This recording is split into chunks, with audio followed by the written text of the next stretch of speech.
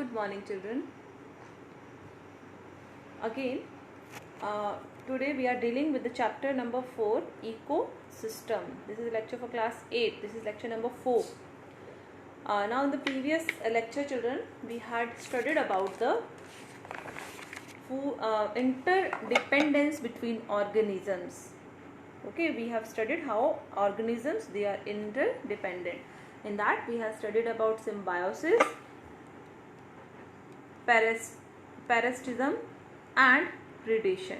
We have already studied. Now today the topic that we are going to deal is flora and fauna of forest ecosystem. So first of all, as the name is flora and fauna, first of all you should know what is the meaning of flora and what is the meaning of fauna. As already given in your book also, flora means plants. Flora means plants. Which type of plants? The plants naturally occurring in a particular area. Okay. Now as we know, children, all the plants, if suppose if we try to plant an apple tree in our area, means in Ranchi, so it is not possible for us because apple have some situation, some temperature that apple tree needs. So it is only able to grow in hilly areas because it needs coolness. So flora means plants naturally occurring in a particular area. So in a particular area, which type of plants are occurring, we call those plants flora. Okay. And fauna means animals naturally occurring in that area. In a particular area, those plants, if they are present over there, that is flora. And in a particular area, naturally occurring animals, those are called fauna. For example, camel. Camel is able to survive in desert. So most of the camel, if we see, it is a desert animal, so it is available in deserts only. So because that is a naturally occurring living place for that animal, so that will be included in fauna. Now flora and fauna of a forest can never be same throughout the world. Okay, forests are very cold region or moderately warm region, and those hot region will have their own particular type of plants and animals. So single descriptions cannot serve the purpose. What is the meaning of that paragraph? According to this paragraph, we are discussing that forest. What is forest? Forest means an area that is covered completely with plants, trees, and many wild animals are present in the forest. But if we talk about a forest, the description about the forest is not same all over the world. According to the temperature, according to the situation, climatic situations, the animals and plants in different forests will be different. So because as we know, the animals and plants are different in different areas, accordingly we have divided different kinds of forest. There are different kinds of forest of India. Okay, now these forests, they are characterized according to life forms. For example, now first of all you learn how many types of forest we have divided in India. So first one is the tropical rain forest. Okay, second is temperate deciduous forest. Third is coniferous forest, and the fourth one is Gir forest in Gujarat, Jim Corbett National Park in Uttarakhand, and Jalpara Sanctuary in West Bengal. So these are some of the different forest regions present in our India.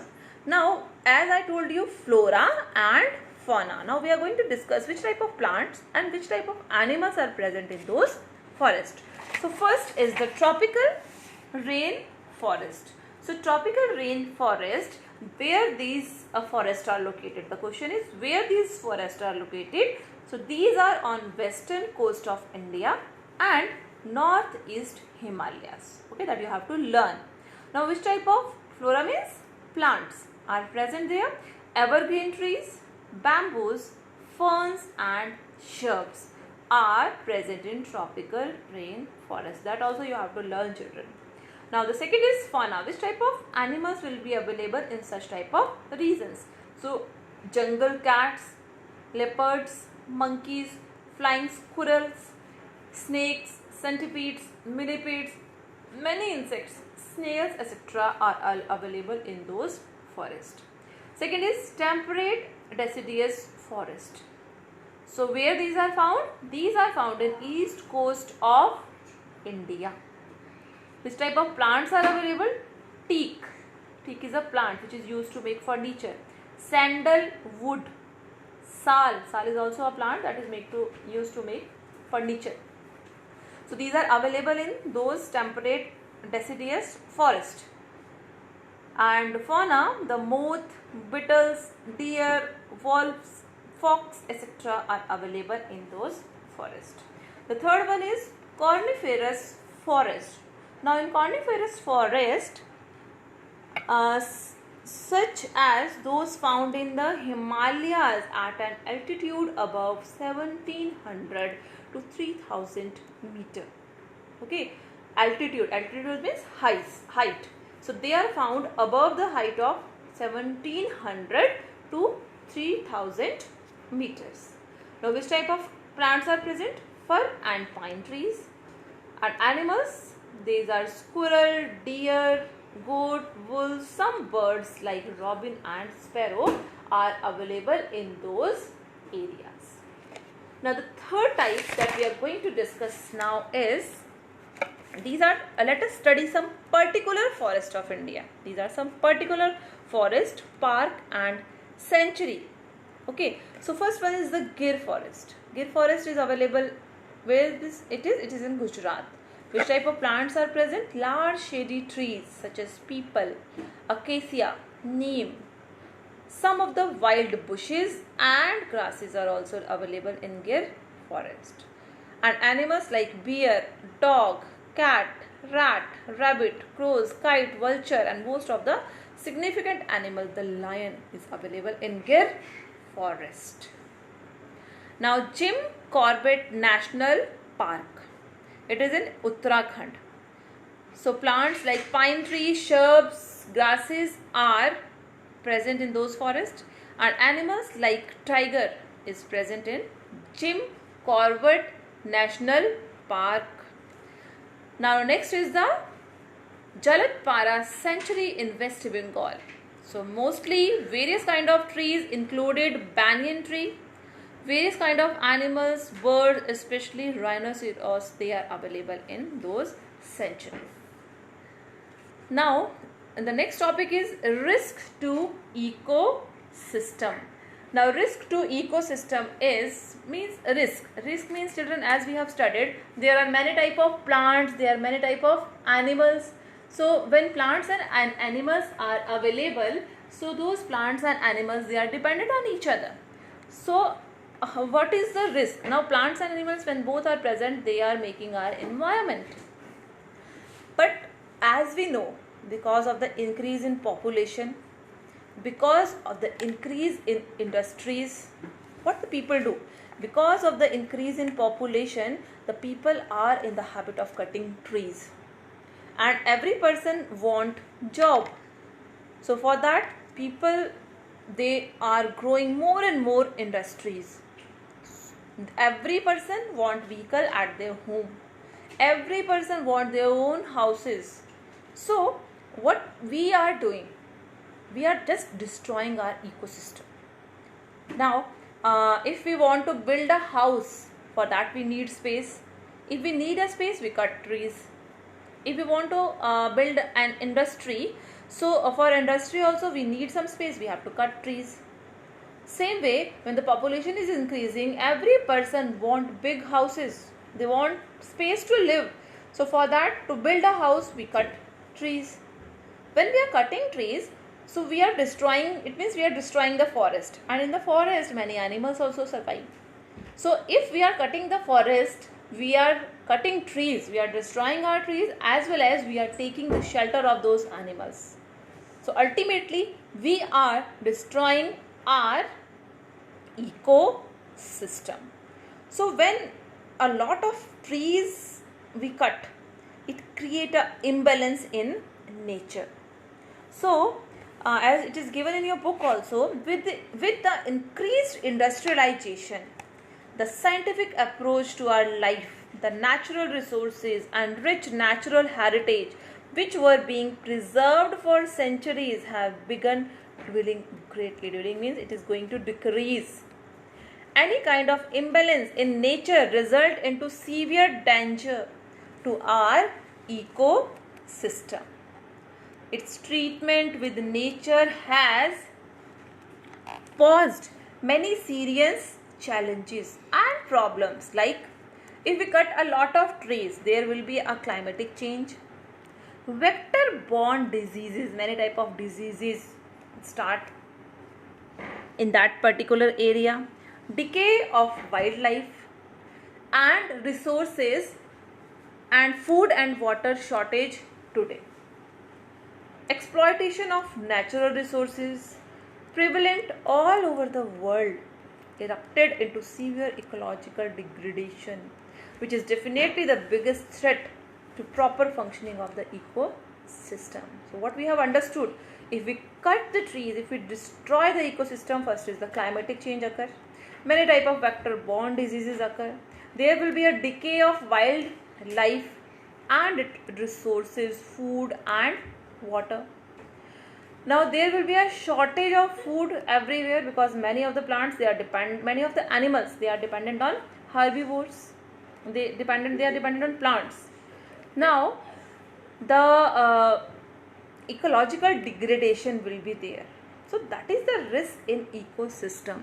We are destroying our ecosystem. So when we destroy the ecosystem, it will not be beneficial for us. So what we should do? We should need to restore and conserve the ecosystem. How we can restore? How we can conserve the ecosystem? First is, we should not cut trees. We should not destroy the wildlife. We should plant more and more trees. I will show in your book. Restoring means gaining again, storing the conserved food, conserved things that already the natural heritage is present in the ecosystem. So what we have to do? Restoring an ecosystem by establishing the finer balance between the organism and the environment. And how we can make it a balance between an organism and environment? We should not cut trees, and we should plant more and more trees, and organisms they are able to survive in those areas, so there will be a proper balance. Until and unless the steps to preserve the decaying charm of our ecosystem are not initiated, our ecosystem is not going to support us in having a better, healthy environment. Because it's our duty to plant more and more trees. If we are not going to plant the trees, definitely in future we are going to suffer the problem. That is the decrease of oxygen on the environment, pollution all around. So when we are going to breathe, many harmful gases may enter in our body, causes many type of diseases. But if we are ready to control that pollution, we are able to save our environment. Nowadays, it is imperative that we assist nature by disturbing its integrity and help in restoring its lost balance. By protecting our native natural resources like wildlife, river, forest, one can contribute greatly towards the preservation of our ecosystem. Radical changes have to be made in our thoughts to save and accumulate the natural resources, the very root of our life. So children, how we can restore our ecosystem? First is by maintaining a finer balance between the organism and the environment. Second thing is, by protecting our native natural resources like wildlife, river, forest, we can preserve our natural system. So that is the root of our life. Very root of our life means without the ecosystem, without the environment, we are not able to survive. So it's our duty to maintain our ecosystem. And why we have to restore the ecosystem? Because restoring will help us in providing all the natural resources, natural heritage we are able to save, all the forest, all the sanctuaries and national parks. If we want them in a proper condition, we have to save the wildlife, and for that we should not cut trees, because in future there will be a scarcity of oxygen because of pollution. Many harmful gases may mixed with the air. So we should, because we want to make our life smooth, we are doing all these things, but first we have to think about our ecosystem. So we should save the ecosystem by maintaining a proper balance in the nature. Now children, this is all about your chapter. Now a question and answers are left. So in the next chapter, in the next lecture, we are going to discuss about the question and answers. So what is your work for today? You have to read these lesson carefully and try to make your own notes. The answers of the questions I will give you in my next lecture. And if you have any query, you can ask me on the dashboard. The answers of the question I will give you in my next lecture. Thank you, children.